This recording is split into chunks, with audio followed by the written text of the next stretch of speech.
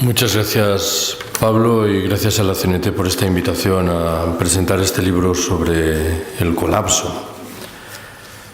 Me gusta empezar recordando que este libro se publicó hace casi 1 año y medio, que ha sido tiempo más que suficiente para presentarlo y discutirlo en muchos lugares. Los debates posteriores a esos actos de presentación me darían para redactar un libro entero nuevo. No os preocupéis que no lo voy a hacer, pero me parece que no está de más que recuerde algunos de los comentarios que he recibido en unos u otros lugares. Allá por el mes de octubre de 2016, en Logroño, un hombre de cierta edad tomó la palabra y dijo que le había dejado muy deprimido y que no sabía si iba a poder dormir esa noche. Yo no me atreví a responderle que me parecía un elogio desmesurado, porque si mi propósito era colocar sobre la mesa el debate sobre el colapso general del sistema, este buen señor lo había somatizado de manera plena. Un par de semanas después, en Vigo, alguien dijo lo mismo de manera menos cruda. Dijo: estoy muy feliz de estar muy deprimido. Estoy muy feliz de haber accedido a un conocimiento que me interesaba, aunque ese conocimiento no me guste. Bastante más cerca en el tiempo, en noviembre pasado, en Huesca, alguien me comentó que había escuchado el comentario de una señora mayor que había asistido a la presentación. La señora mayor, al parecer, dijo: me lo he pasado muy bien. Lo único malo, la charla esa. Bueno, el debate sobre el colapso no tiene ninguna presencia en el discurso de nuestros responsables políticos y tampoco la tiene en los medios de incomunicación del sistema. Está presente, sin embargo, de manera llamativa en la literatura y en el cine, pero sospecho que las más de las veces esa presencia tiene que ver con un código de distracción, de ocio, y no con la voluntad de articular al respecto un discurso crítico.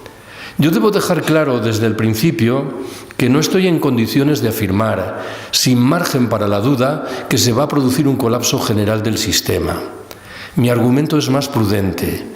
Dice escuetamente que ese colapso es probable, o si tengo que cargar las tintas, que es muy probable. Me parece llamativo que muchos pronósticos que anunciaban la manifestación de datos negativos y que la volcaban para el año 2100 empiecen a anticiparlos en el tiempo y sugieran que esos fenómenos negativos se van a revelar en el 2060, en el 2040 o en el 2020 a la vuelta de la esquina. Me vais a permitir que rescate 2 brevísimos relatos que creo tienen la virtud de situarnos en el marco conceptual que después voy a intentar utilizar. ¿Qué dice el primero de ellos? Imaginaos que estáis en un puerto y tenéis que viajar a una isla tomando, claro, un barco. E imaginaos también que alguien os dijese que ese barco, en el viaje correspondiente, corre un 7% de posibilidades de naufragar. Parece que ninguna de las personas que estamos aquí subiríamos a ese barco, a menos, claro, que tuviésemos una necesidad inexorable de llegar cuanto antes a la isla. Yo parto de la certeza de que el riesgo de un colapso general del sistema está muy por encima del 7%. Y, sin embargo, todos los días montamos en el barco correspondiente. ¿Qué dice el segundo relato?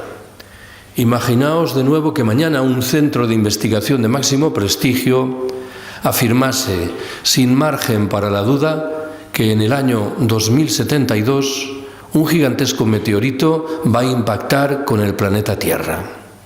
Parecería servida la conclusión de que pasado mañana el sistema de Naciones Unidas, los gobiernos de los diferentes estados, las Fuerzas Armadas, los centros de investigación, las universidades, pondrían manos a la tarea de estudiar qué es lo que podemos hacer para evitar ese impacto o al menos para mitigar sus consecuencias más negativas.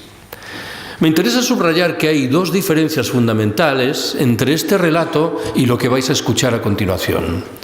La primera es obvia. Yo no estoy en condiciones de proponer una fecha para el colapso. No puedo deciros, el colapso se va a producir el 30 de abril del año 2047.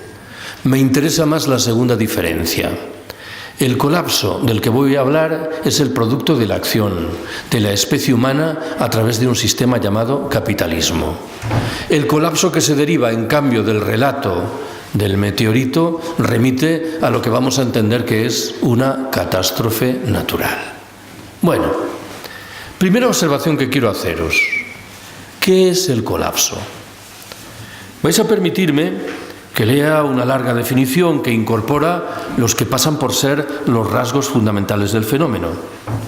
Un golpe muy fuerte que trastoca muchas relaciones, la irreversibilidad del proceso consiguiente, profundas alteraciones en la satisfacción de las necesidades básicas, reducciones significativas en la población humana, una general pérdida de complejidad en todos los ámbitos, una creciente fragmentación y un retroceso de los flujos centralizadores, la desaparición de las instituciones previamente existentes y, en fin, la quiebra de las ideologías legitimadoras y de muchos de los mecanismos de comunicación del orden antecesor.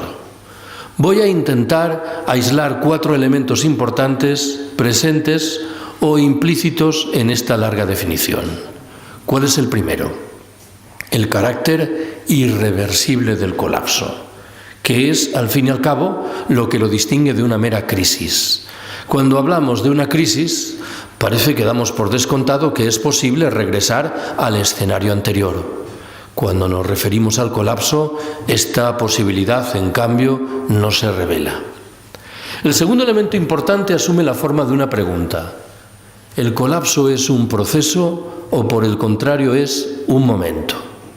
En una primera lectura parecería evidente que se trata de un proceso. Si estamos hablando de los efectos del cambio climático, sabemos que uno principal es un incremento paulatino, procesual, de la temperatura media del planeta. Si nos estamos refiriendo al agotamiento del petróleo, sabemos de nuevo que ese agotamiento es paulatino, procesual. Pero debo recordaros, bien lo sabéis, que la lógica del capitalismo contemporáneo es muy a menudo la de los estallidos repentinos, de las burbujas especulativas, financieras o inmobiliarias. Intentemos salir de este entuerto. Creo que la manera razonable de responder a esa pregunta consiste en decir que el colapso es, en principio, ciertamente un proceso que conduce, sin embargo, a un momento preciso a partir del cual ese proceso se hace irreversible. Una tercera dimensión importante de la definición es la que corresponde al concepto de complejidad. Igual alguna de las personas que estáis aquí habéis tenido la oportunidad de leer el libro de Jared Diamond titulado Colapso. Es un estudio de una docena de colapsos registrados en el pasado. El Imperio Azteca, el Imperio Romano, la Isla de Pascua, el Imperio Bizantino.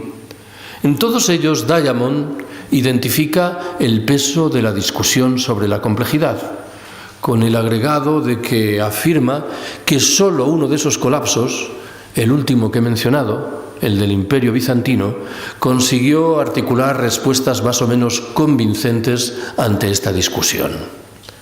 Si se trata de resumir el argumento, diré que cuando las sociedades se van haciendo más complejas, para resolver muchos de sus problemas, necesitan cantidades crecientes de energía en un momento en el que la energía llamativamente falta. Creo que esta es una tesis central que recorre todo el argumento que voy a utilizar a continuación. Recupero un cuarto y último elemento, implícito en la definición. La presencia de códigos valorativos delicados, tanto más cuanto que no solemos ser conscientes de lo que significan. Y esto al menos en 2 terrenos diferentes.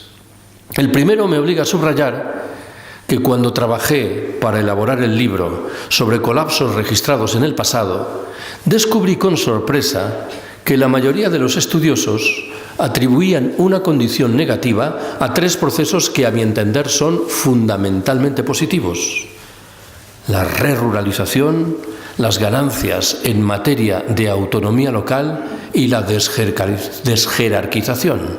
Permitidme que lo repita: La mayoría de los estudiosos pensaban que estos tres procesos tenían una condición poco saludable, cuando yo estimo que retratan, sin embargo, consecuencias del colapso que son fundamentalmente positivas. La segunda dimensión de estos códigos valorativos es más fácil de explicar. Cuando trabajaba en el libro de nuevo, con frecuencia me acosó la idea de que el concepto de colapso que nosotros manejamos en el norte opulento tiene cierta dimensión eurocéntrica. Nosotros entendemos lo que significa la palabra colapso porque damos por descontado que todavía no estamos en el colapso. Explicar qué es el colapso a un niño nacido en la Franja de Gaza me parece una tarea extremadamente difícil. No tiene la posibilidad de la comparación. Ha vivido desde el momento inicial de su existencia en el colapso. Conviene subrayar esta tesis. Para muchos habitantes del planeta, el colapso no es un horizonte futuro que puede llegar, es el presente in misericordia. Segunda observación que quiero haceros. ¿Cuáles son las causas previsibles de un colapso general del sistema que padecemos? Debo confesaros que cuando empecé a trabajar en el libro, mi propósito era no incluir un capítulo dedicado a esta cuestión, sino remitir al lector a la bibliografía especializada, que ya es muy amplia. Luego me pareció, sin embargo, que no era una opción muy inteligente. Claro, si por un lado escarbaba en el concepto de colapso y más adelante pretendía estudiar los rasgos propios de la sociedad posterior a ese colapso y de por medio no colocaba una explicación de por qué se iba a producir, el argumento iba a quedar un tanto cojo. En este caso, voy a intentar responder de la mano de un argumento muy simple que creo tiene la virtud de la pedagogía y que nos dice que hay dos razones principales que explican el colapso, acompañadas de otras que aparentemente secundarias podrían oficiar, sin embargo, como elementos multiplicadores de las tensiones. Las dos explicaciones principales son el cambio climático, por un lado, y el agotamiento de todas las materias primas energéticas que empleamos, por el otro. ¿Qué es lo que me interesa recordaros en relación con el cambio climático? Hay un consenso abrumador en el seno de la comunidad científica internacional en lo que hace a la idea de que es inevitable que la temperatura media del planeta suba al menos 2 grados en comparación con los niveles propios de la era preindustrial. Cuando alcancemos ese momento nadie sabe lo que viene después, pero en cualquier caso nada saludable. Yo mismo, en el pasado, en más de una ocasión, he echado mano de una tesis que hoy interpreto tenía poco fundamento. He dicho, si mañana los gobiernos de los 200 estados existentes del planeta se pusiesen de acuerdo y decidiesen reducir rápidamente a la nada las emisiones de CO2, podríamos esquivar el cambio climático y, por extensión, el propio colapso. ¿Cuál es el problema de esta tesis? El problema radica en el hecho de que da por descontado que el cambio climático es la consecuencia de lo que hemos hecho en los 20 o 30 últimos años, cuando con toda evidencia es el efecto de lo que hemos hecho en los 2 últimos siglos, al calor de la era industrial, y probablemente en los 4 últimos milenios, de la mano de un proceso paulatino de modificación de nuestra relación con el hábitat natural. Lo digo de otra manera. Aunque mañana redujésemos a la nada las emisiones de CO2, los efectos de lo que hicimos en el pasado inexorablemente acabarían por llegar. ¿Sabéis cuáles son algunas de las consecuencias principales del cambio climático? Un incremento general de las temperaturas, la subida del nivel del mar, el progresivo deshielo de los polos, la desaparición de muchas especies, la deforestación, la desertización, la manifestación, en fin, de problemas sin cuento en el despliegue de la agricultura y de la ganadería. Sabéis también, probablemente, que hay países como Rusia o Canadá en los cuales circuitos de opinión importantes sostienen que el cambio climático está llamado a tener consecuencias saludables de la mano, ante todo, de un incremento de la superficie agrícola útil. Me temo que es un argumento francamente prescindible. El cambio climático es un proceso tan rápido y tan salvaje que sus eventuales consecuencias saludables tendrán, a mi entender, un carácter manifiestamente marginal. ¿Qué es lo que me interesa rescatar en relación con el otro gran factor, el agotamiento de las materias primas energéticas? Según una estimación, que admito que es controvertida, si no dispusiésemos del petróleo, del gas natural y del carbón, el 67% de los integrantes de la especie humana perecerían. Antonio Turiel, que es el máximo experto español en lo que se suele llamar el pico del petróleo, sostiene que el pico conjunto de las fuentes no renovables de energía, el petróleo, el gas natural y el carbón, se producirá en el año en que estamos, en 2018, en lenguaje más llano. La producción inexorablemente empezará a reducirse y los precios, en paralelo, empezarán a subir. Es verdad que en el caso de las materias primas energéticas, uno puede imaginar una combinación diferente de la que hoy utilizamos que podría resolver muchos de los problemas principales. Pero debo llamaros la atención sobre el hecho de que no se está trabajando en la introducción de esa combinación, que por sí sola reclamaría transformaciones radicales en la textura de nuestras sociedades, algo que me invita a concluir que también en este terreno llegamos manifiestamente tarde. Recordaréis que hace unos momentos hablé de otros factores de carácter aparentemente secundario que podrían oficiar, sin embargo, como multiplicadores de las tensiones. ¿Cuáles son? En un recorrido muy rápido. La crisis demográfica, que castiga en singular a determinadas regiones del planeta. Una delicadísima situación social, que permite que más de 3.000 millones de seres humanos se vean condenados a malvivir con menos de $2 cada día, en un escenario en el que es fácil intuir que se va a verificar un repunte del hambre y de los problemas de acceso al agua.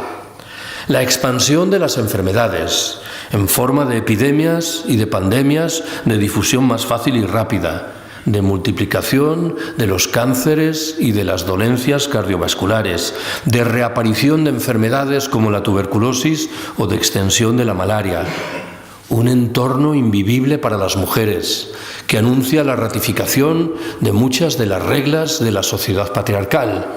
Tened presente que el 70% de los pobres y el 78% de los analfabetos existentes en el planeta son mujeres. Las mujeres realizan el 67% del trabajo cuando reciben el 10% de la renta.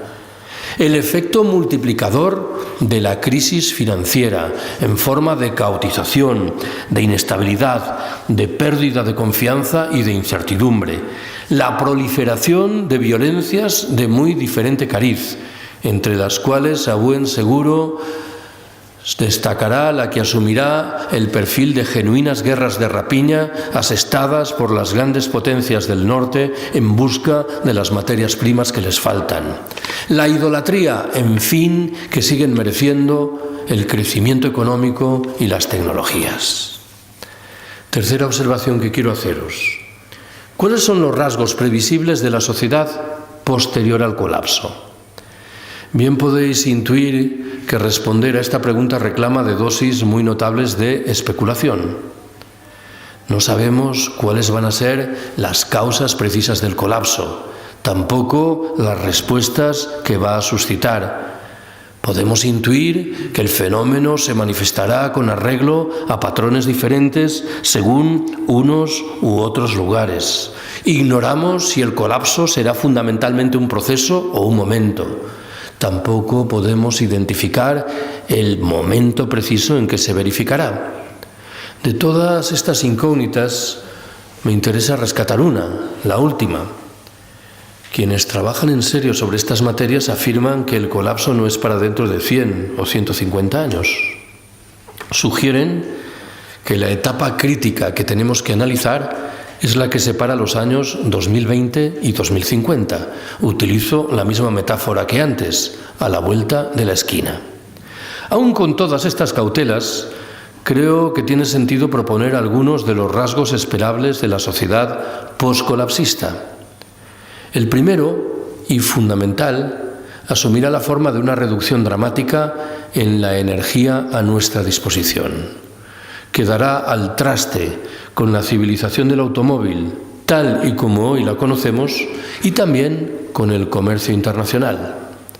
Tened presente que, según una estimación, entre el 80 y el 90% de los bienes que mueve el comercio internacional dependen de los containers, de los contenedores, y que esta herramienta de transporte parece muy próxima a quebrar, al calor de un proceso que algunos autores describen como de genuina desglobalización. Un segundo rasgo importante será la manifestación de problemas muy graves para aquellas instancias que se caracterizan por la centralización y por el uso intenso de energía y de tecnología. En lenguaje más claro, hablo de los estados, de las grandes empresas y de las Fuerzas Armadas. Me interesa mucho subrayar este dato, sobre el que más adelante tendré que volver. Si otros colapsos registrados en el pasado respetaron mal que bien las estructuras tradicionales de poder, sospecho que el que se nos viene encima no va a exhibir, sin embargo, este rasgo. Asistiremos probablemente a una colisión entre flujos centralizadores y autoritarios por un lado y flujos descentralizadores y libertarizantes por el otro. En el terreno económico, el colapso previsiblemente se traducirá en una reducción del crecimiento, en el cierre masivo de empresas, en un desempleo generalizado, en la desintegración de los ya de por sí maltrechos estados del bienestar y en la subida de los precios de los productos básicos. En ausencia de crecimiento, lo previsible es que se verifique una honda crisis financiera y que se manifiesten problemas muy graves en materia de sanidad y de educación, con víctimas en las de casi siempre ancianos, mujeres y niños. El golpe será sin duda mucho más fuerte en las ciudades que en el medio rural. Es verdad, con todo, que no todas las ciudades lo llevarán igual de mal. Saldrán mejor paradas aquellas que disponen de espacios agrícolas útiles importantes a su alrededor, que cuentan con agua en abundancia, que se hallan en encrucijadas de caminos y que tienen un carácter más bien arcaico o vetusto o tradicional. El modelo antitético es el de la ciudad norteamericana de Detroit, la meca de la industria automovilística, que ha experimentado ya en los últimos años un colapso como aquel que estoy imaginando en estas horas. He señalado hace un momento que en el medio rural el golpe será más suave, pero tampoco quiero idealizar lo que previsiblemente ocurrirá en estos escenarios. Pagaremos los efectos de la mala gestión de los suelos, del monocultivo, de la mecanización y de la mercantilización. No solo eso. Hace unos minutos recordaréis que mencioné a Antonio Turiel. Un par de años atrás compartí con él una mesa redonda en un pueblo de Huesca llamado Binéfar, muy cercano a Cataluña. Siempre que he tenido la oportunidad de hablar sobre el colapso o sobre materias afines en comarcas tradicionalmente deprimidas, he puesto cierto empeño en subrayar que esas comarcas serán paradójicamente las que mejor lo lleven en el escenario del colapso. La zona de Binéfar se ajustaba a esto que acabo de decir: vida rural razonablemente activa, agua en abundancia, baja densidad de población. ¿Cuál era el problema, sin embargo, de Binéfar? Que está a 180 kilómetros de Barcelona. Y la eventualidad del colapso probablemente se traduzca en una reducción general de la población, en el buen entendido de que esta última se manifestará con arreglo a patrones muy diferentes según unos u otros lugares. Permitidme que intente formular alguna observación que lo que pretende es concretar este diagnóstico general en el espacio propio de la península ibérica. Lo primero que debo decir al respecto es que el panorama no pinta bien, por efecto de varias circunstancias que a buen seguro tenéis en la cabeza: el abandono de las energías renovables, el despilfarro y la escasa eficiencia energética, la lamentable apuesta de nuestros gobernantes por la alta velocidad ferroviaria y por las autopistas, la baja producción de materias primas energéticas, el alto consumo de petróleo y, en fin, la presencia de esa espada de Damocles que es la deuda en la trastienda. Lo previsible es que el cambio climático golpee de manera muy dura la mitad meridional de la península ibérica y dé al traste con la industria turística tal y como hoy lo conocemos en las costas del Mediterráneo y en los dos archipiélagos. La tesis más extendida, especulativa, sugiere, en cambio, que en el norte la temperatura podría bajar, de resultas ante todo del deshielo de los polos, que podría acabar con la corriente del Golfo, que tiene cierto efecto suavizador de la temperatura en el norte. Al margen de lo anterior, algunos datos económicos que he mencionado antes es previsible que se revelen entre nosotros: quiebra de empresas, explotación laboral, empobrecimiento, crisis financiera, desnutrición, deterioro de la sanidad y descrédito de las instituciones. ¿Cuál es la cuarta apreciación que quiero haceros? En el libro hay 2 capítulos que pretenden analizar 2 posibles reacciones de corte muy diferente ante el colapso. La primera la aportan lo que llamo los movimientos por la transición ecosocial. La segunda se articula en torno a lo que algunos expertos describen como ecofascismo. Dejaré claro que no estoy afirmando que son las 2 únicas respuestas imaginables ante el colapso. Me interesaba, sin embargo, aislar 2 reacciones conceptualmente diferentes, como inmediatamente veréis. Si tengo que resumir el contenido de la propuesta de los movimientos por la transición ecosocial, me serviré de 5 verbos: decrecer, desurbanizar, destecnologizar, despatriarcalizar y descomplejizar nuestras sociedades. ¿Por qué, en primer lugar, decrecer?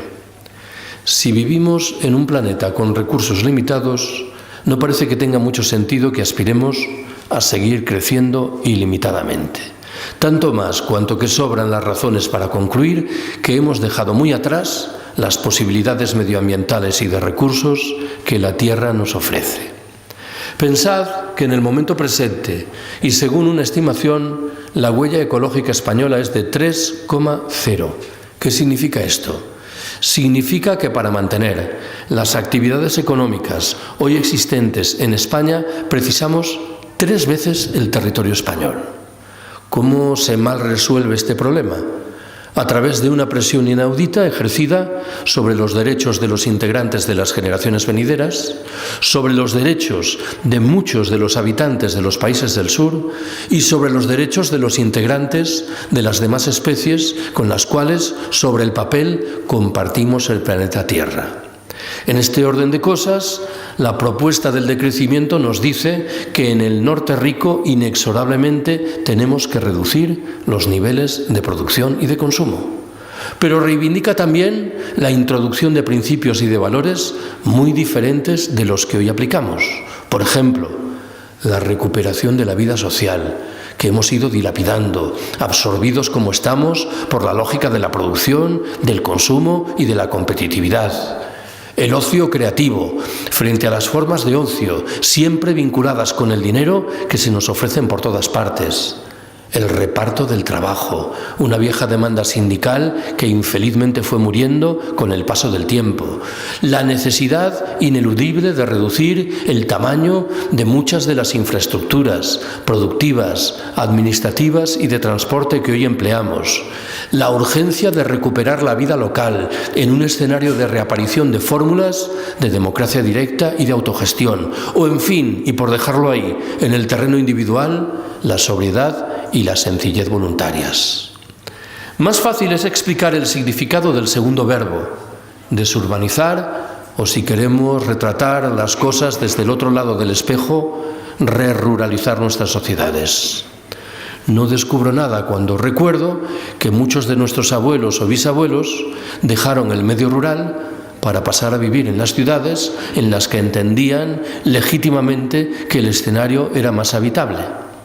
Hoy asistimos incipientemente a un proceso de signo contrario. En cualquier caso, las personas que son moderadamente conscientes de un riesgo general de colapso del sistema saben que una de las pocas respuestas eficientes de la que disponemos al respecto es la que pasa por recuperar muchos de los elementos de sabiduría popular de nuestros campesinos viejos, muchas de las prácticas cotidianas del medio rural. Admitiré de buen grado que el tercer verbo, destecnologizar, incorpora cierta dimensión provocadora. Si tengo que expresar el argumento de manera más tranquila, diré que creo que estamos en la obligación de sopesar críticamente cuál es la condición liberadora o emancipadora de muchas de las tecnologías que el sistema generosamente nos regala. John Searle es el principal teórico de eso que ha dado en llamarse anarcoprimitivismo. Es un pensador desmesurado. Por momentos tengo, sin embargo, la impresión de que solo los pensadores desmesurados son realmente interesantes. Searle afirma que todas las tecnologías creadas por el capitalismo llevan por detrás la impronta de la división del trabajo, de la jerarquía y de la explotación. Es un argumento serio que conviene que tomemos en consideración. He sugerido hace un momento que yo no voy tan lejos. Me limito a exhortar a analizar críticamente la condición de las tecnologías que nos regalan. Permitidme que proponga una vez más un ejemplo tontorrón de lo que quiero decir, que no habla tanto de las tecnologías como de su uso social. Me refiero a las ilusiones ópticas vinculadas con Facebook. Yo tengo 5.000 amigos en Facebook. Alguien podría pensar que mi vida social es inmensamente rica. Bueno, no hay ninguna relación entre lo uno y lo otro. Llega uno a casa por la noche, enciende el ordenador, entra en Facebook y puede dejarse llevar por la impresión de que este país se encuentra inmerso en una plena vorágine revolucionaria. No es este país, son nuestros amigos, pero si uno no es capaz de separar lo uno de lo otro, corre el peligro de cometer algún grave error de pronóstico. He hablado, en un cuarto escalón, de la necesidad de despatriarcalizar nuestras sociedades. Dentro de unos minutos voy a defender la construcción de espacios autónomos, autogestionados, desmercantilizados y despatriarcalizados.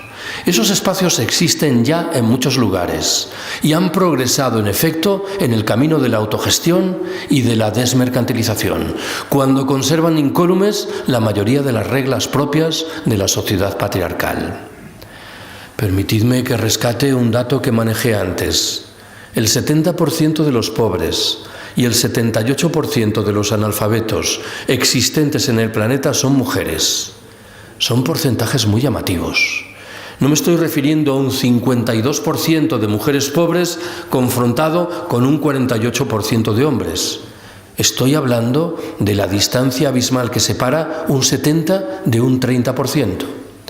En estas condiciones me temo que afirmar que los problemas atávicos de marginación simbólica y material de las mujeres se encuentran en afortunada vía de resolución, me temo que es literalmente darle la espalda a la realidad.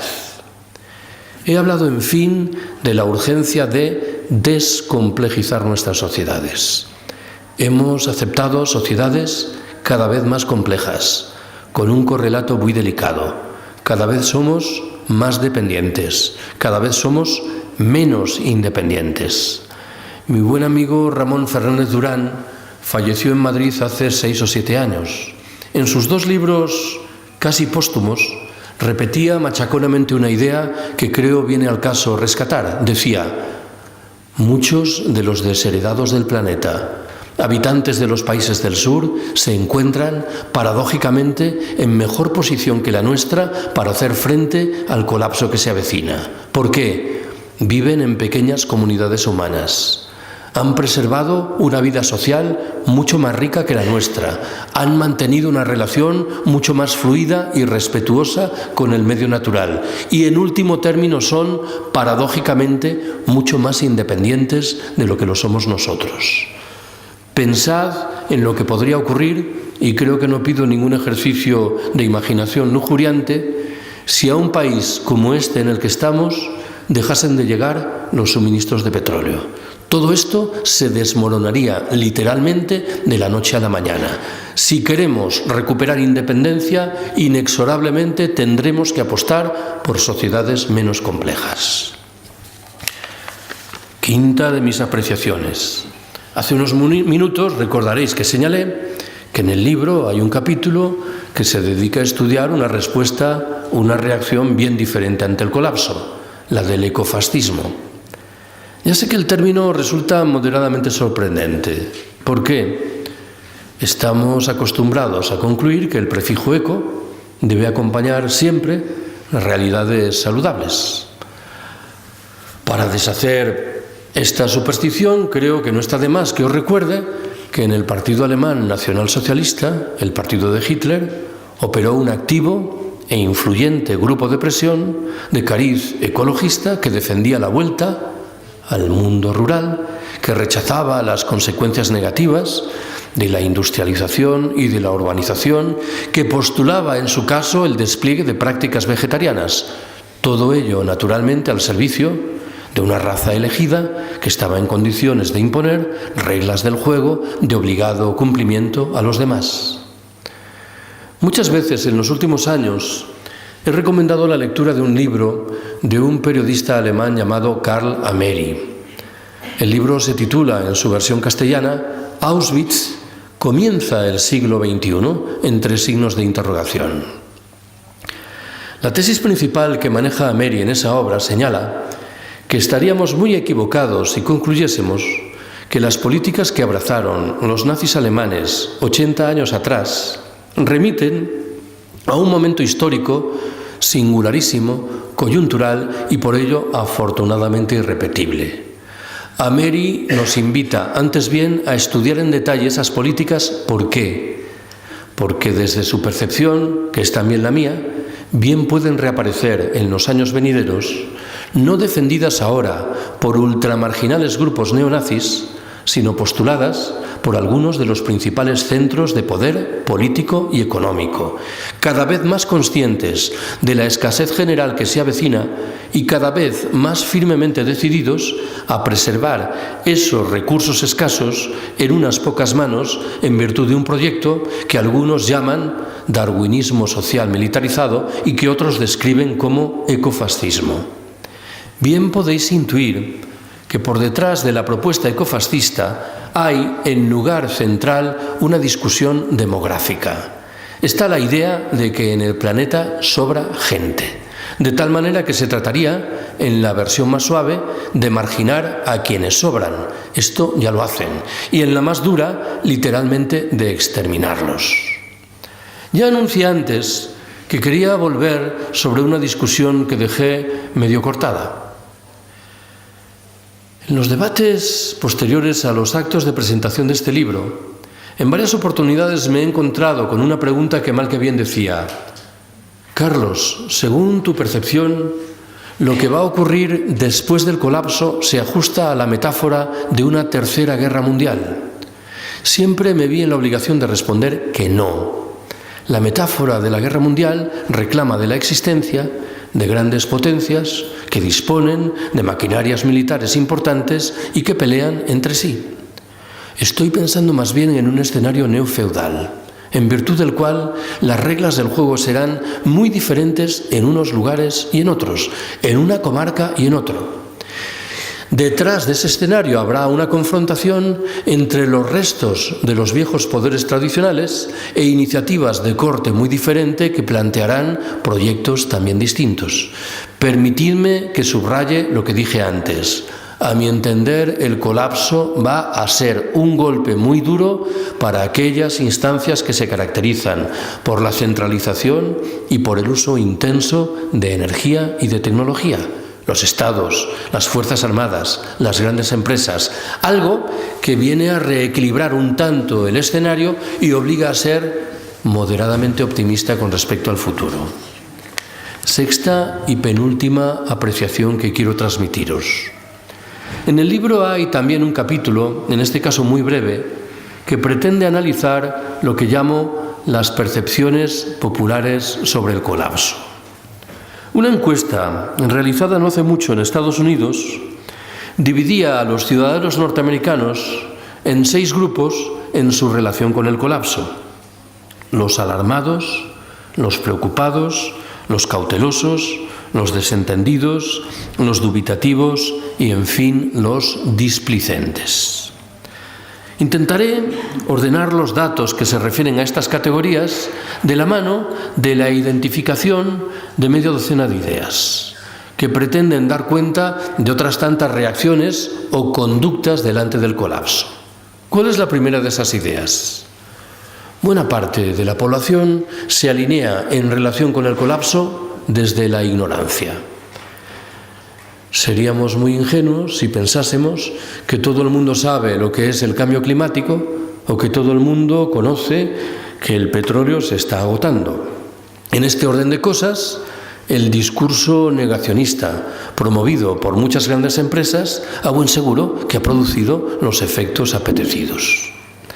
La segunda de las reacciones asume la forma de un optimismo sin freno, de una fe ciega en que aquello que deseamos se hará realidad, en que bastará con introducir cambios lentos, predecibles y manejables, en que aún disponemos de tiempo o, en fin, en que, y esto es más difícil de defender, debemos confiar en nuestros gobernantes.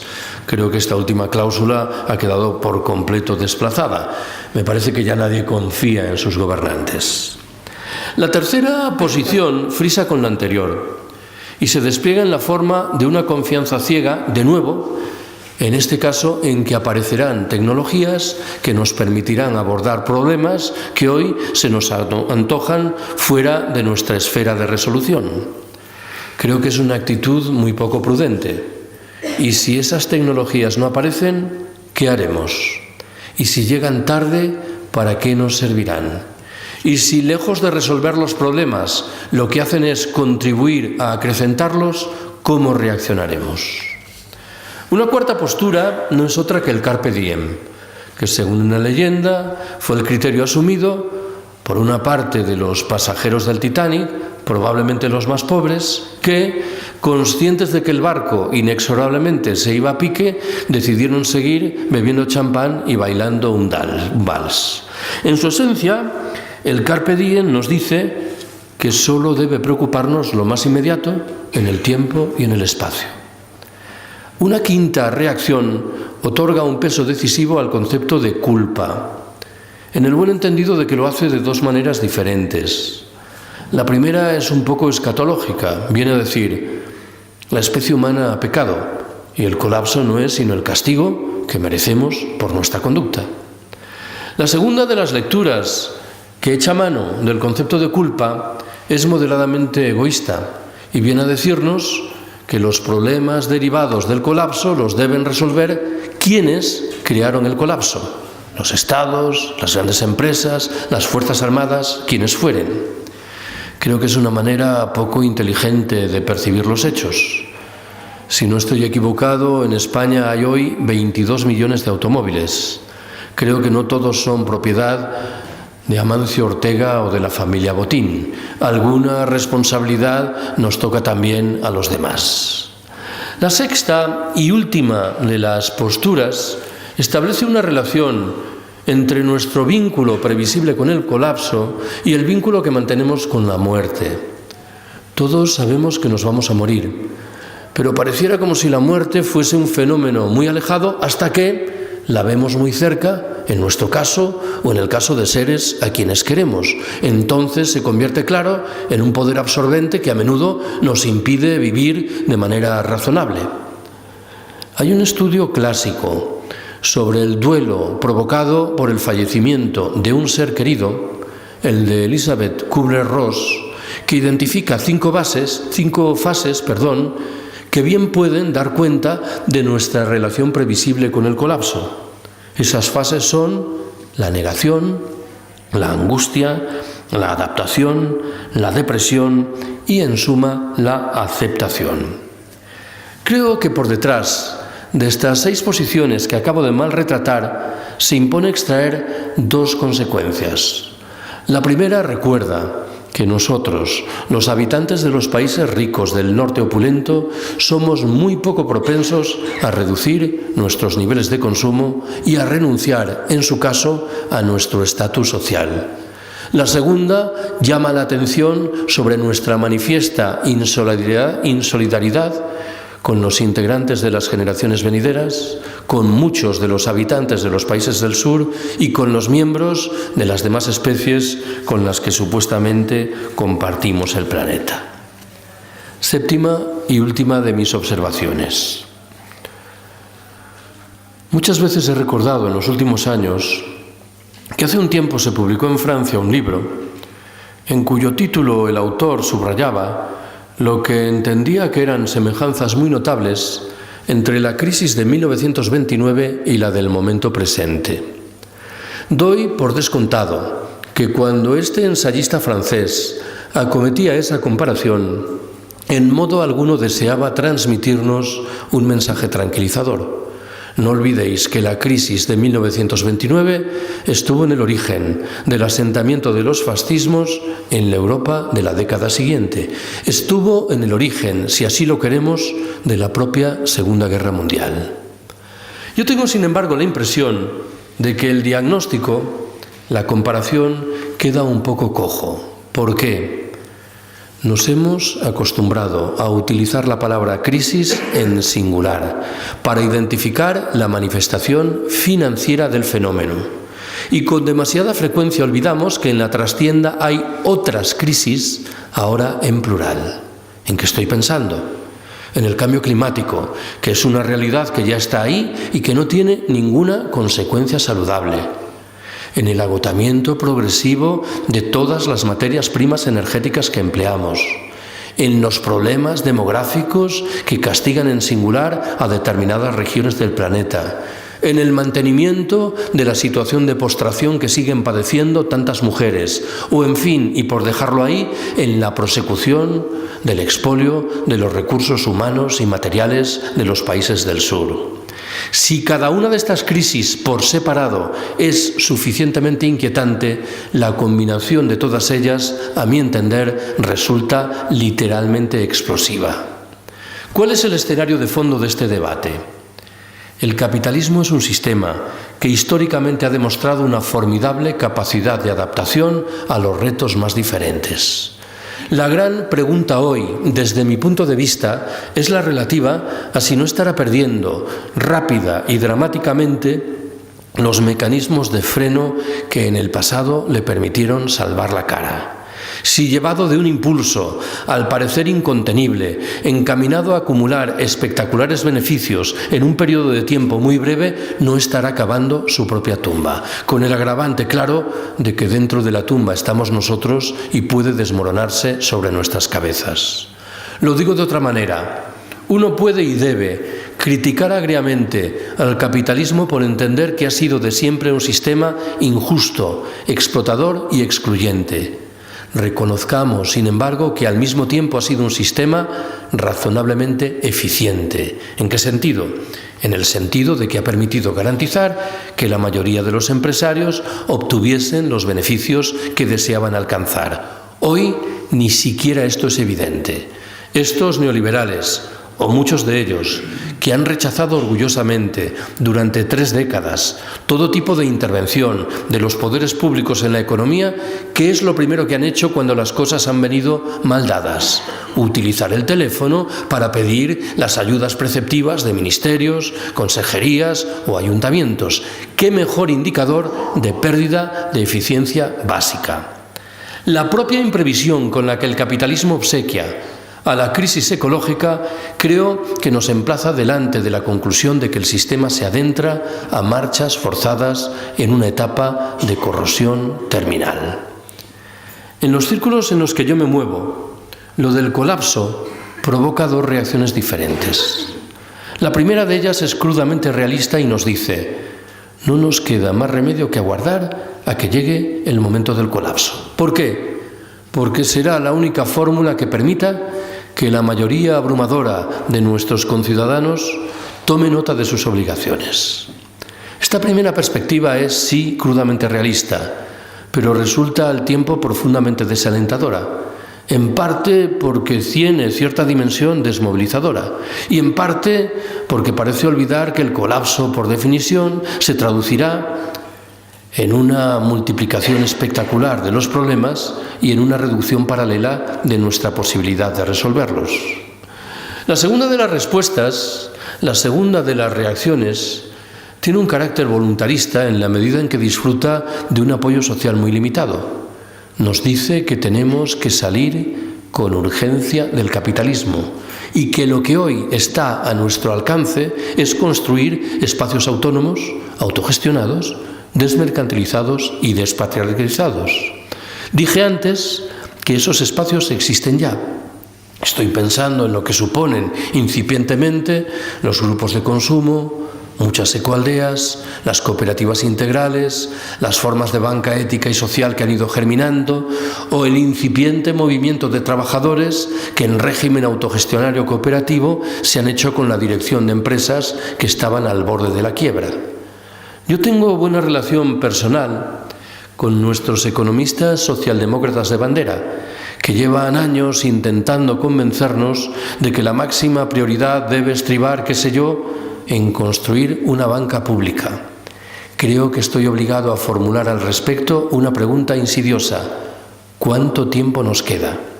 Me temo que si el diagnóstico que antes formulé, aquel que recordaba que el periodo crítico es el que separa el 2020 del 2050, estamos en la obligación de modificar abrupta, radicalmente, nuestras percepciones y nuestras conductas, en el buen entendido de que esos espacios autónomos que acabo de defender, desde mi punto de vista, solo tienen sentido pleno si se federan entre sí y si acrecientan su dimensión de confrontación con el capital y con el Estado.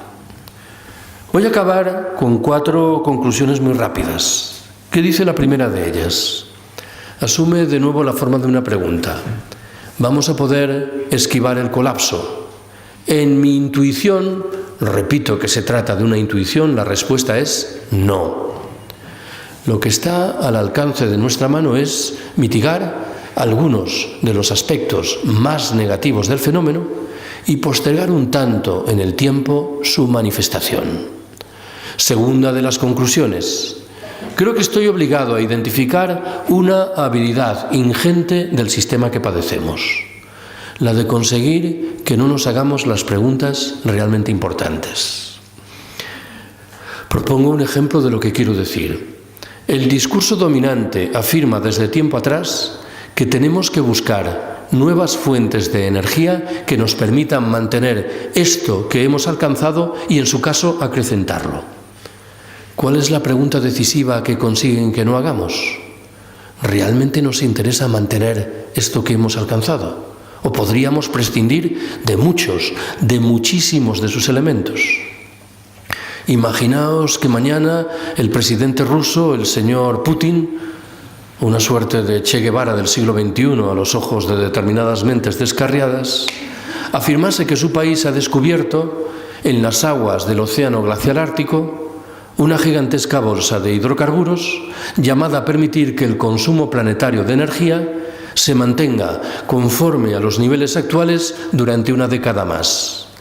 ¿Alguien piensa en serio que aprovecharíamos esos 10 años para repensar críticamente la condición de nuestras sociedades y modificar abruptamente las reglas del juego? Doy por descontado que dentro de 10 años tendríamos que repetir el debate presente prácticamente en los mismos términos.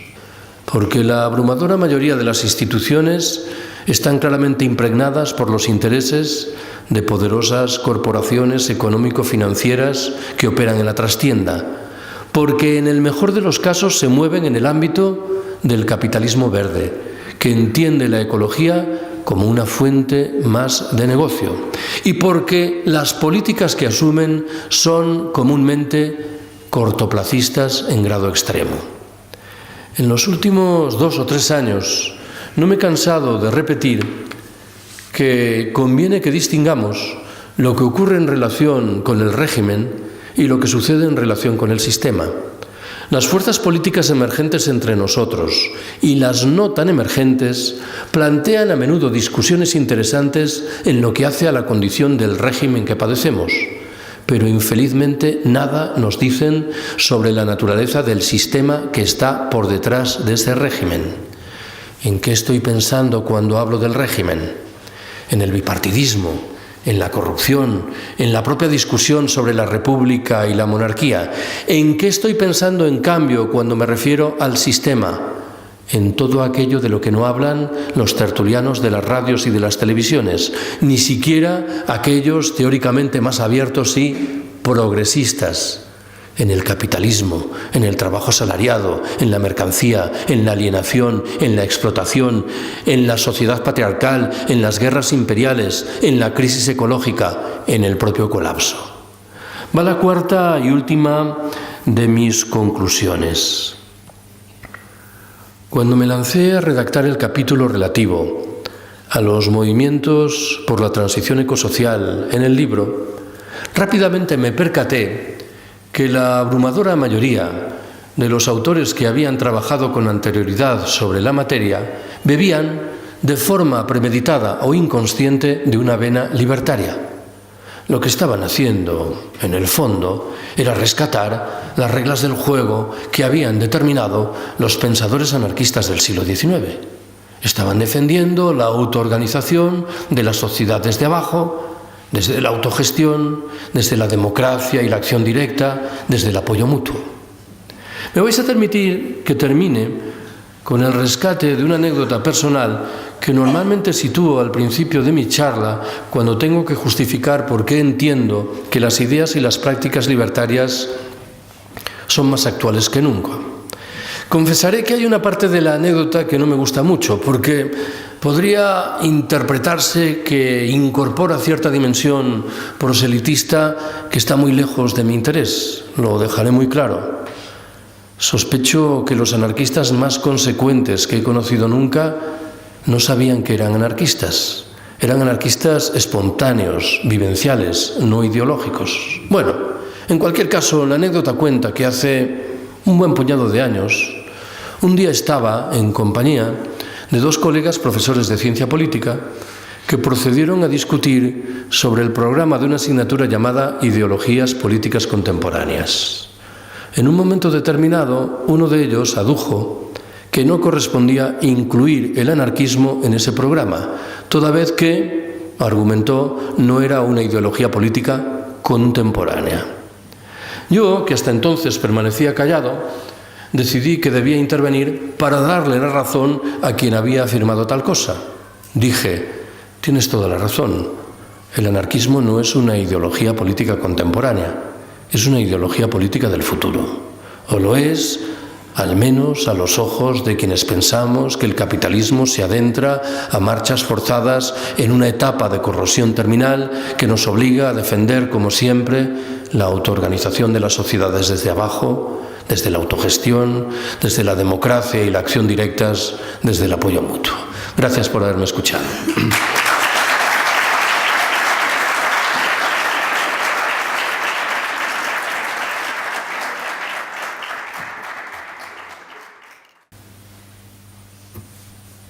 Creo que al final has formulado una cautela que me parece importante.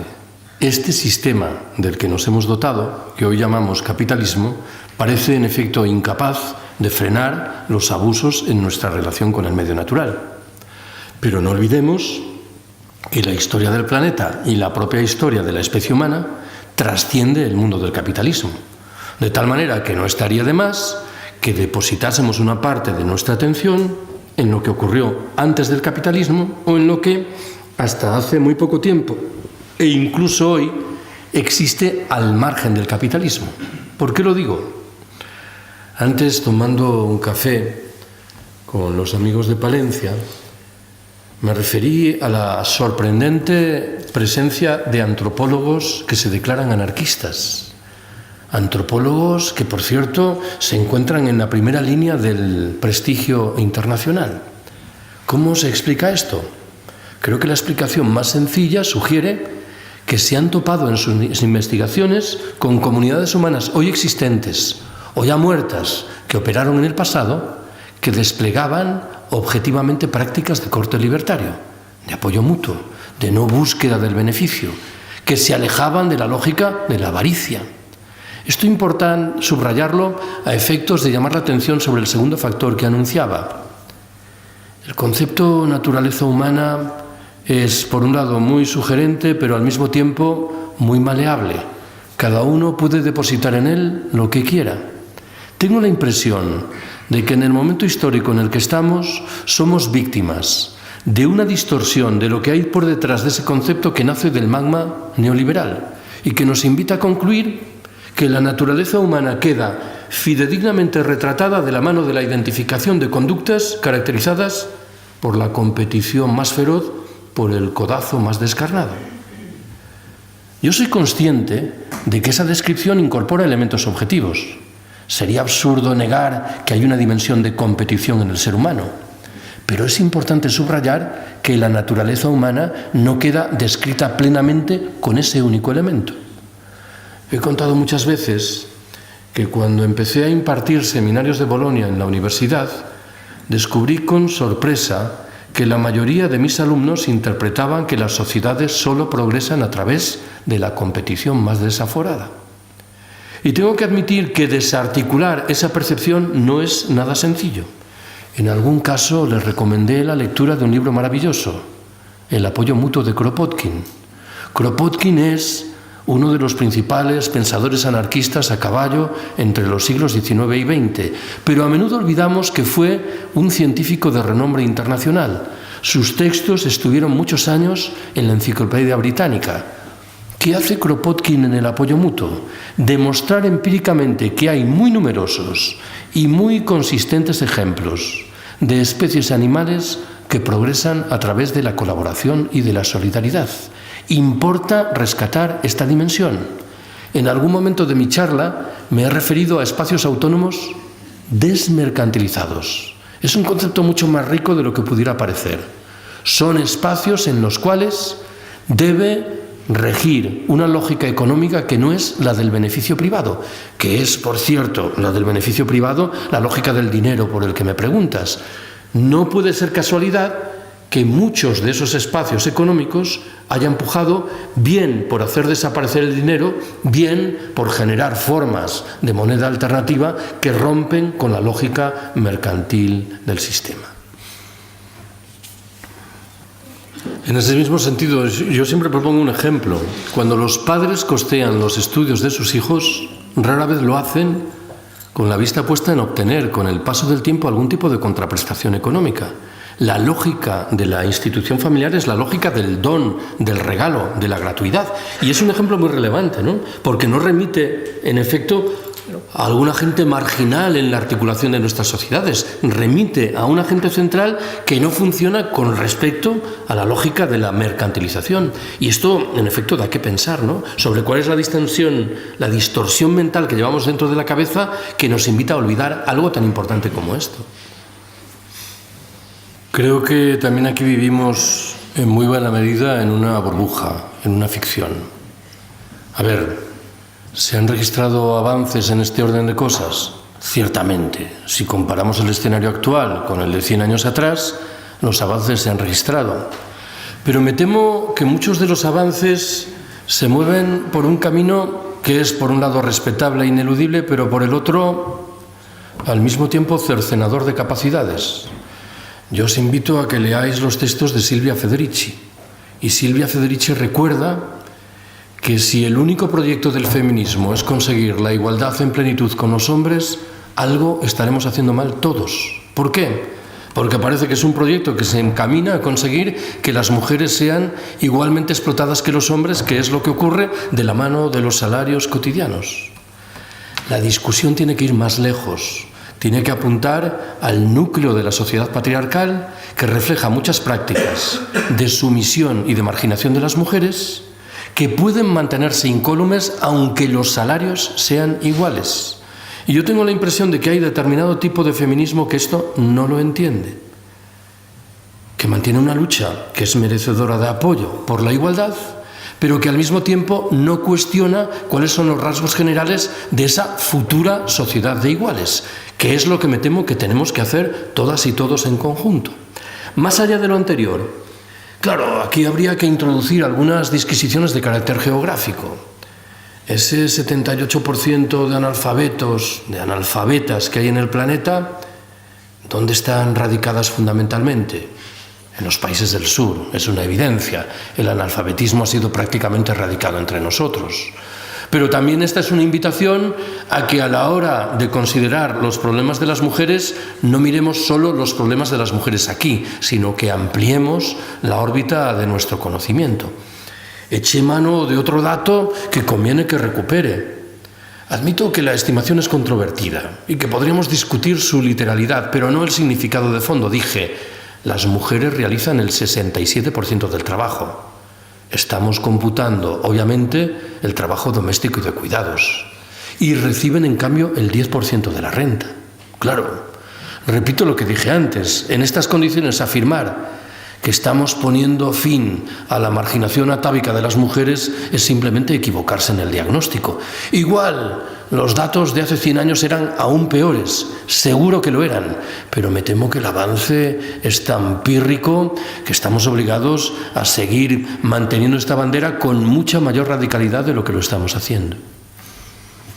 Pero yo me limito a decirte que me he encontrado muchas veces con feministas que no se ajustan a la descripción que tú has formulado, que lo que emiten es un discurso mucho más romo, mucho menos ambicioso, que se asienta simplemente en lo que llamo el feminismo de la igualdad, que es lo que creo que hemos criticado. Entonces, si lo que tú quieres decir es que hay feministas que afortunadamente no son esto, yo lo acepto plenamente, claro que sí, pero me temo que conviene que seamos también un poco autocríticos con respecto a un movimiento como el feminista que pareciera que no acepta ningún tipo de contestación externa. Cuando hemos sido hipercríticos con determinadas modulaciones del ecologismo, del pacifismo o de las ONGs de ayuda al desarrollo, a todo el mundo le ha parecido bien. Pero en este caso decimos, hay determinadas modulaciones del feminismo que plantean reivindicaciones que son perfectamente legítimas, pero con las que nos cuesta trabajo simpatizar porque no van más allá. No estoy diciendo otra cosa que esto, y sospecho que Pablo tampoco. Cuando utilicé esa metáfora de lo neofeudal, que interpretaba que nos encontraríamos con escenarios muy diferentes en lugares probablemente muy cercanos entre sí, de tal manera que lo que ocurre en una comarca muy probablemente nada o muy poco tiene que ver con el resultado de las tensiones en una comarca aledaña. Al margen de eso, entiendo por lógica que si esos espacios autónomos generados por los movimientos por la transición ecosocial aspiran a pervivir, tendrán en efecto que federarse entre sí, buscar estructuras comunes, y que la tarea no será, una vez más, nada sencilla, será más bien dificultosa, al margen de que en efecto tendrán que asumir estrategias de autodefensa para hacer frente a los restos de los poderes tradicionales que en determinadas circunstancias podrán ser razonablemente poderosos. No sé si el modelo de los kibutzim es el más adecuado para describir esto. En realidad podría servir cualquier modelo que habla de colectividades autogestionadas. Podría servir perfectamente el de las colectivizaciones durante la Guerra Civil Española en las zonas rurales en Aragón, pero repito que en este orden de cosas no está de más que sopesemos la posibilidad del recuerdo de cómo muchas comunidades humanas históricamente han sido capaces de vivir al margen de la lógica del capital del Estado, no tanto, por cierto, de la sociedad patriarcal, que discurre por un camino diferente, ¿no? Con lo cual, cualquiera de esos modelos creo que puede servirnos, sin necesidad de poner muchos acentos precisos en unos o en otros. En cualquier caso, y acabo, el problema principal no creo que vaya a ser la articulación administrativa, sino el escenario general, que será muy duro. También es verdad que depende de cómo uno vea las cosas. Por ejemplo, ¿qué ocurrirá con el trabajo? Pues en una primera instancia, y utilizo el mismo adjetivo que acabo de emplear, será más duro. No podremos disponer de muchas de las tecnologías que sobre el papel facilitaban nuestra tarea, pero trabajaremos al lado del lugar en el que vivimos. No estaremos obsesionados con producir para un mercado. Tendremos el apoyo solidario de las personas que viven al lado, de tal forma que un escenario inicialmente complejo y duro puede verse marcado por correcciones que hagan que algunos de los elementos que antes mencioné, cuando sugerí que muchos expertos les atribuían una condición negativa, reaparezcan como datos claramente positivos: la ruralización, la desjerarquización y las ganancias en materia de autonomía local, que creo que tienen que ver con una estructura administrativa que no concebirá grandes espacios geográficos, sino la resolución de los problemas inmediatos de la gente desde perspectivas solidarias y desmercantilizadas. Si la energía empieza a faltar, ¿quién va a mover esas tecnologías de carácter negativo e hipercontrolador? Esta, digo que es una pregunta central porque forma parte de la trama general del colapso. Pero yo tengo que reconocer que mi libro exhibe en este orden de cosas una carencia, y es que analiza fundamentalmente lo que presumiblemente ocurrirá después del colapso. Y alguien podría formular una pregunta capciosa y decir: vamos a ver, Carlos, imaginemos que el colapso se produce en el año 2047. ¿Qué es lo que va a ocurrir desde el día de hoy hasta entonces? ¿La metáfora de la Tercera Guerra Mundial no puede valer entonces? Y yo, en efecto, tendré que responder que la pregunta está bien guiada y que es posible que asistamos a un escenario de precolapso en el cual las estructuras tradicionales de poder y sus mecanismos represivos conserven todas sus capacidades incólumes. ¿Cómo reaccionaremos ante esto? En efecto. Más allá de esto, yo debo subrayar que mi percepción de las tecnologías es, en el fondo, creo, muy convencional. Sé que a menudo se me acusa de tecnófobo, de gente que ontológicamente detesta las tecnologías. Yo no creo serlo. He contado muchas veces que la pregunta más dura que me han hecho en mi vida me la formularon años atrás en Vigo. Un señor de cierta edad me dijo: a ver, Carlos, yo estoy aquí porque he sido objeto de una operación gracias a una última tecnología médica. ¿Tú estás en contra de ese tipo de tecnologías? Imaginaos que yo le hubiese dicho: pues sí, haberte muerto, a mí qué me importa, ¿no? Yo intenté responder de la manera, creo, más razonable posible. Le dije: yo no estoy en contra de esa tecnología. Lo que creo que es preceptivo es hacerse dos preguntas en relación con esa tecnología. Una, sobre su condición social. No vaya a ser que beneficie al 5% de la población planetaria, en cuyo caso estaremos delante de una genuina estafa. Dos, sobre su condición ecológico-energética. No vaya a ser que el disfrute contemporáneo de esa tecnología sea a costa de cancelar los derechos de las generaciones venideras. Creo que esto no es un discurso radical, es un discurso simplemente muy razonable, muy elemental, ¿no? Pero admito que por detrás sigo conservando muchas cautelas y en realidad me enfrento a menudo de manera muy agresiva a quienes sostienen que las tecnologías son meramente neutras y que lo importante es quién las utiliza. No, pues creo que muchas tecnologías no son neutras. A tono con tu pregunta, en efecto. ¿Qué tipo de neutralidad hay en una tecnología que lo que pretende es generar un dron para controlar nuestras vidas de manera exhaustiva? Y en ese sentido me permito recuperar la afirmación de Searson cuando decía: todas las tecnologías creadas por el capitalismo llevan por detrás la impronta de la división del trabajo, de la jerarquía y de la explotación. No sé si todas, pero me parece que en muchas es fácil de apreciar.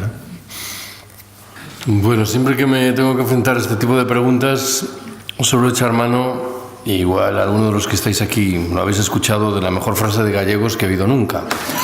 Vaya por delante que yo soy gallego. No sé si hay aquí algún compatriota. ¿Lo hay? Hombre, la historia cuenta que un gaitero de Lugo, un hombre muy mayor, de más de 80 años, fue invitado a participar en un acto sobre gaitas en Asturias y en un momento determinado le hicieron una entrevista en una radio local y el periodista le preguntó qué pensaba de Evia, este gaitero asturiano que tocó una gaita un poco heterodoxa, semielectrónica, sin soplar. Y cabe suponer que el gaitero de Lugo era un gaitero tradicional y que no le gustaba lo que hacía Evia, pero debió pensar: ¿y qué gano yo con meterme con un colega contra el que por lo demás no tengo nada? Y dio con una respuesta cuyo concurso recomiendo para salir al paso de una pregunta como la tuya. Dijo: pues verá usted, si le digo la verdad, le mentiría, ¿no? La frase, no intentéis analizarla formalmente porque no tiene salida, pero es extremadamente eficiente. El periodista rápidamente se percató de que no debía hurgar en esa herida y que debía marcharse. A ver, intento de todas maneras no arrojar ninguna luz sobre lo que planteas, sino reflejar mi pensamiento más intuitivo. Yo tengo la impresión de que si surgen iniciativas de carácter autogestionario y desmercantilizado, será antes por efecto de una respuesta biológica ante el colapso que de resultas de nuestra acción consciente, premeditada, de ir poniendo unos u otros escalones. Pero este argumento lo tengo que combinar con otro que me dibuja en el horizonte una incógnita. Esa incógnita dice: a medida que las señales del colapso se vayan acercando, ¿cómo va a reaccionar la gente normal? ¿No es lícito esperar que mucha gente normal acabe por realizar una lectura hipercrítica de su vida y acabe por sumarse a movimientos de carácter alternativo?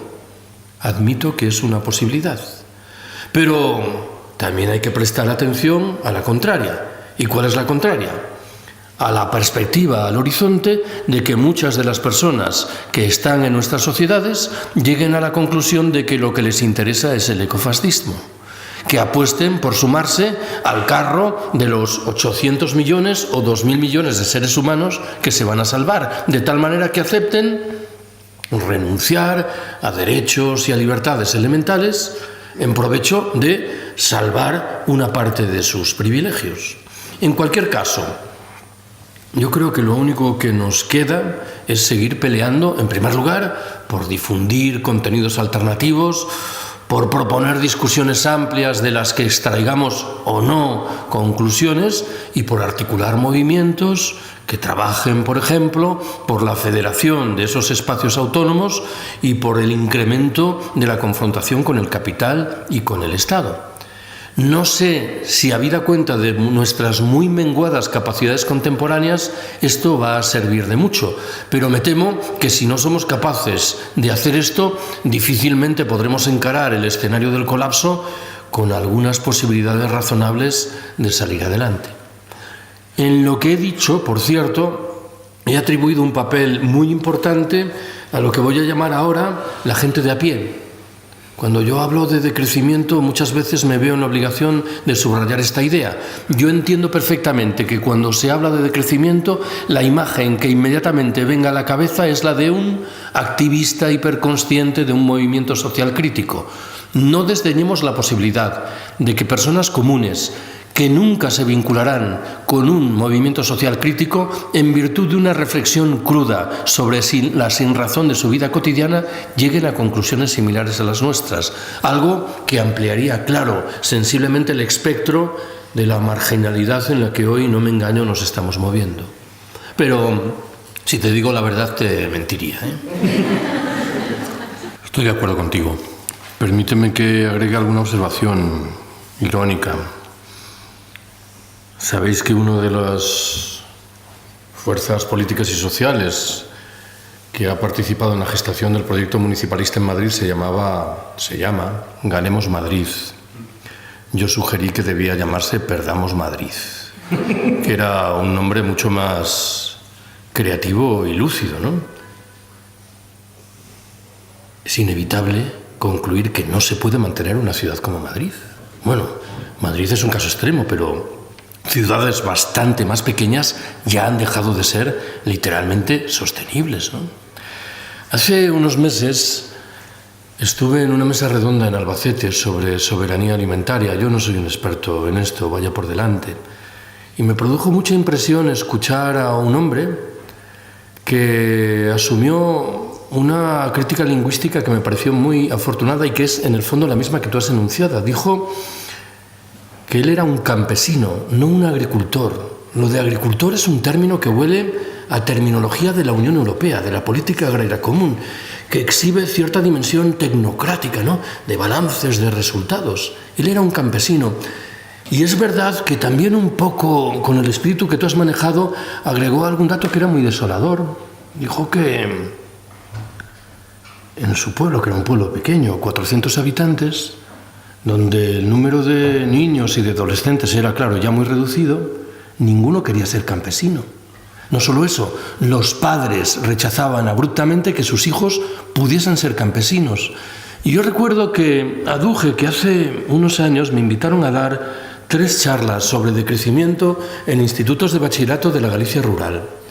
Y aunque yo no pensaba hacerlo, formulé una pregunta para ser respondida a brazo alzada. En cada uno de los salones de acto había como 100 adolescentes y pregunté cuántos de quienes estaban allí tenían un conocimiento, aunque fuera somero, de las faenas agrícolas y ganaderas. En cada grupo levantó el brazo un único alumno. Claro, la conclusión estaba servido. Si esto ocurría en la Galicia rural, ¿qué sentido tiene formular esa pregunta en Madrid o en Barcelona? Ninguno. Aunque luego, después de escuchar a este hombre de Albacete, me quedó la duda de si realmente los conocedores de las faenas agrícolas y ganaderas entre esos adolescentes no serían bastantes más a los que les avergonzaba confesar que conocían las faenas agrícolas y ganaderas, porque consideraban que era algo que remitía a algo atrasado, fuera de la modernidad. El otro día, mi amigo Julio García Camarero en Valencia utilizó otro término que me pareció sugerente. Dijo que en vez de ciudadanos deberíamos hablar de ruradanos. Porque esto de ciudadanos, claro, lleva por detrás toda la impronta de la ciudad como elemento de prestigio y de civilización que tiene la misma raíz, ¿no? Y él pensaba que si realmente nos tomamos en serio este debate, yo me trabo cuando utilizo esto de los conciudadanos, no me gusta nada cuando lo digo, pero tampoco me resulta fácil encontrar otro término alternativo, tengo que darle más vuelta a la cuestión. Y me permito agregar una observación más. Creo que tienes toda la razón en lo que respecta a la búsqueda de modelos que tenemos o hemos tenido aquí hace muy poco, sin necesidad de buscar escenarios un poco duros, dramáticos como el de la guerra civil. Busquemos también escenarios que proceden de lo que nos dicen gentes de los países del sur, que empiezan a pensar en clave afortunadamente autónoma y que probablemente van a aportar respuestas a muchos problemas que nosotros, con nuestra cabeza reconcomida por la lógica de la productividad, la competitividad, la mercantilización, somos literalmente incapaces de resolver. Los 2 ejemplos más granados de los últimos años son el zapatismo en Chiapas y lo que está ocurriendo en Rojava, en el norte de Siria, que yo creo que es extremadamente interesante y que conviene que difundamos, porque los medios de comunicación del sistema lo ignoran de manera dramática. Yo muchas veces pregunto, ¿alguien ha oído hablar aquí de Rojava? La mayor parte de la gente, y eso que yo por definición me dirijo a públicos que cabe suponer que son en un grado u otro afines, no lo conocen.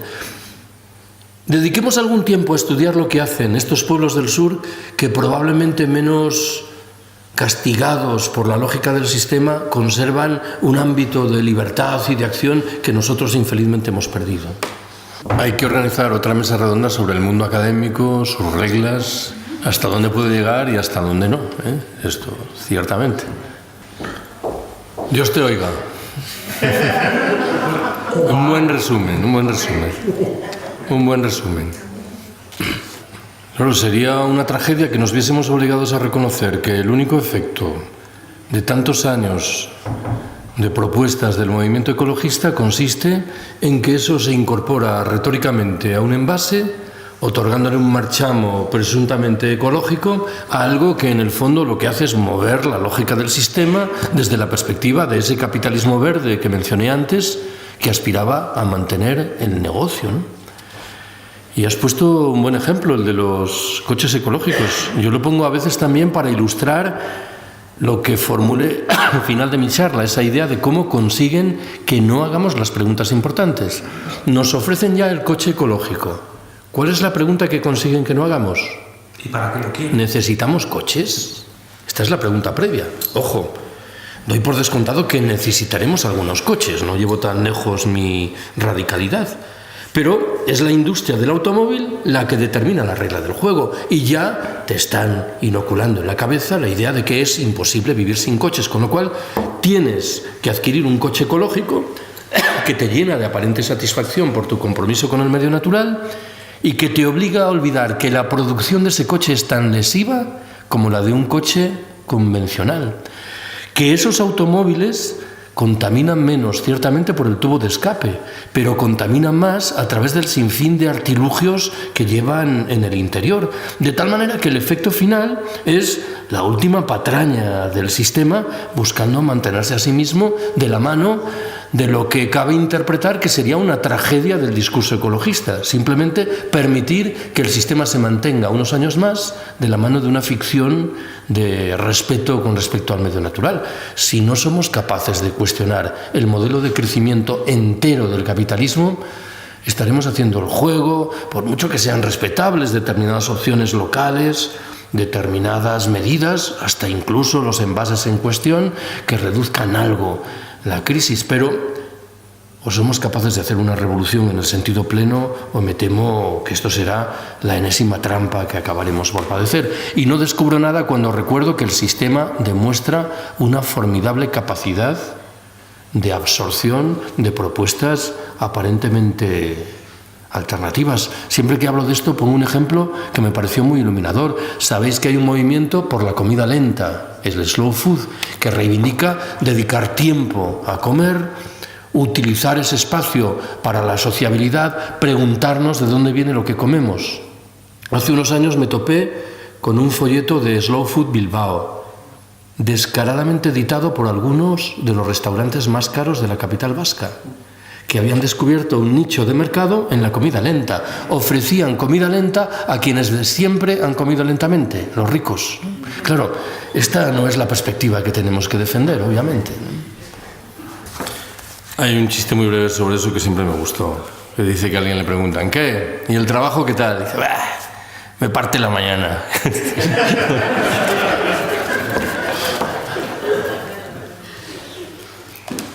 Bueno, lo dejamos aquí. Perfecto. Muchas gracias. Muchas gracias por venir.